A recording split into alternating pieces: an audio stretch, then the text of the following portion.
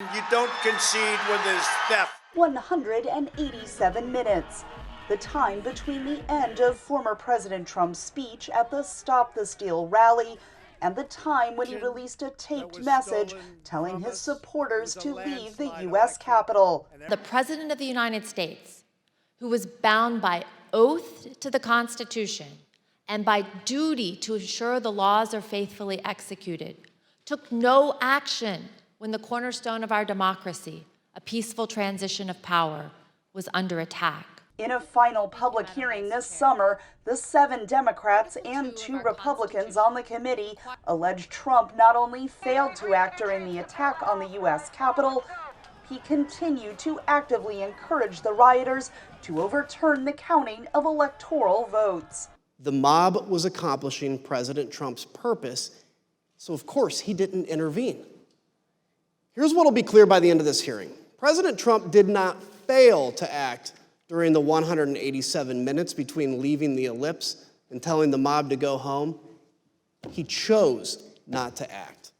Trump has criticized the committee's work, calling it unbalanced and unfair.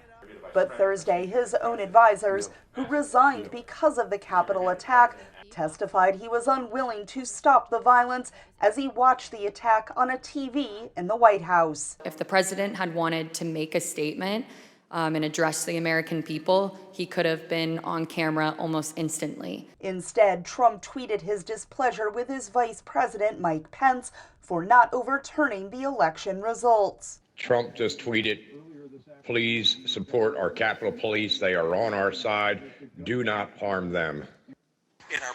That's saying a lot by what he didn't say. He didn't say not to do anything to the congressman.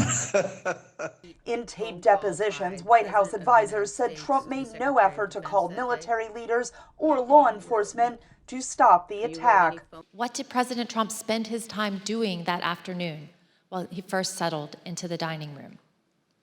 He was calling senators to encourage them to delay or object to the certification.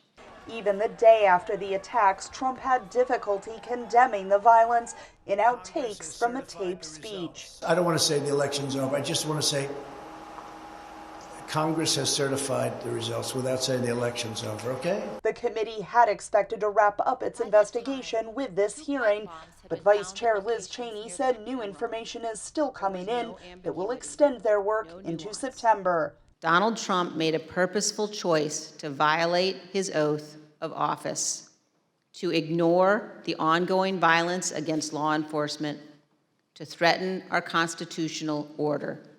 There is no way to excuse that behavior. It was indefensible. The committee does not have the power to charge Trump with any crimes, but it can use the information it has gathered to make a recommendation to the U.S. Justice Department. Katherine Gypson, VOA News, Washington.